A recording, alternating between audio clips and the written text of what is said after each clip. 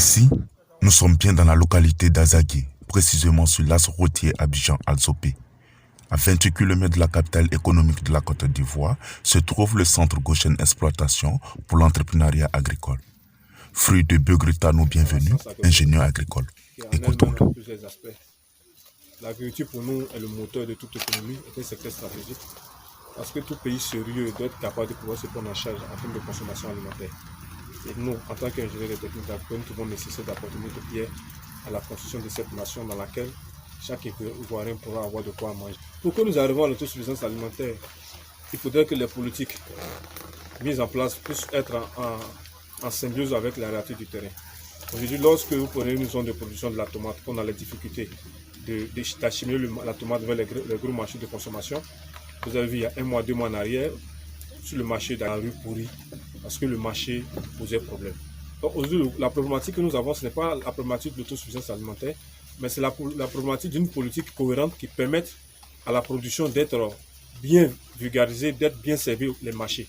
Si nous arrivons à avoir cette politique, je pense que le problème de l'autosuffisance alimentaire va venir tout seul. Ça nous fait 15 ans que nous sommes dans le secteur d'activité et que nous sommes à Azagué.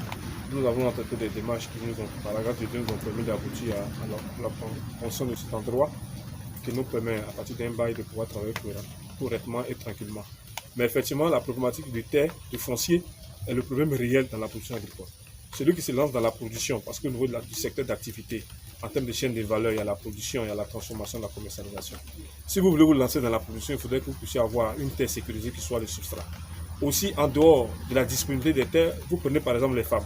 Lorsque les femmes veulent se lancer dans le secteur agricole, c'est difficile parce que très souvent dans nos us et coutumes, la femme n'est pas héritière.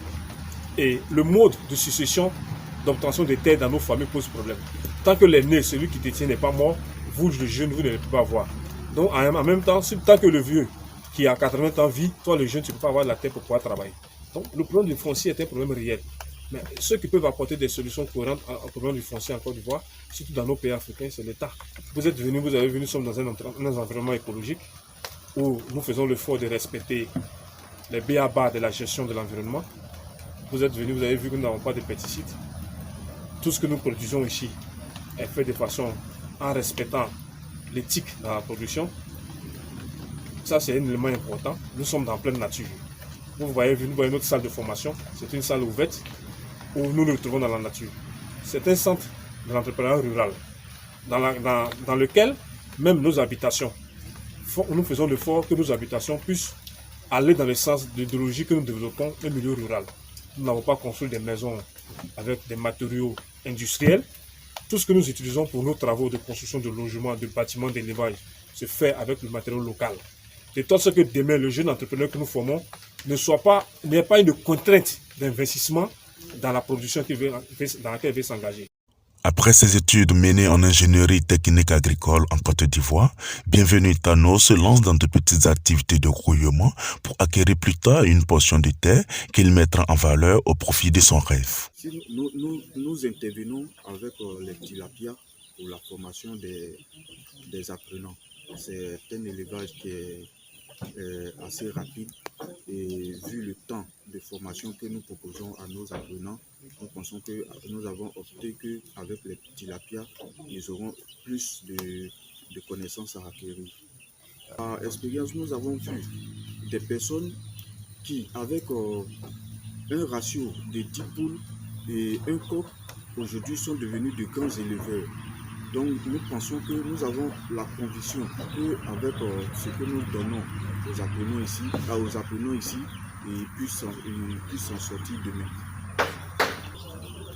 Bon, les difficultés, il y a plusieurs difficultés. D'abord, le financement, surtout, et aussi souvent la disponibilité des apprenants. Puisque nous ne recevons pas assez d'apprenants, nous avons l'impression qu'aujourd'hui, nous sentons que les jeunes sont en train d'épouser un peu le métier agricole. Voilà, nous avons eu la chance d'avoir 10 apprenants. Nous avons lancé d'autres appels, puisque nous sommes maintenant en pleine rénovation. Nous avons lancé encore 2 appels pour d'autres périodes d'apprentissage. Il faudrait que les jeunes acceptent le retour à la terre et aussi qu'ils sachent qu'avec peu, on peut devenir un grand entrepreneur agricole demain. En 2018, il crée l'association pour le développement de l'élevage et de l'agriculture en Côte d'Ivoire pour la vulgarisation du savoir agricole auprès d'une jeunesse rurale déscolarisée et diplômée chômeur qui devient un challenge du centre Goshen Exploitation dont la formation par action reste un atout majeur pour le président fondateur Begré Tano. Goshen Exploitation pour une expérience de maraîcher.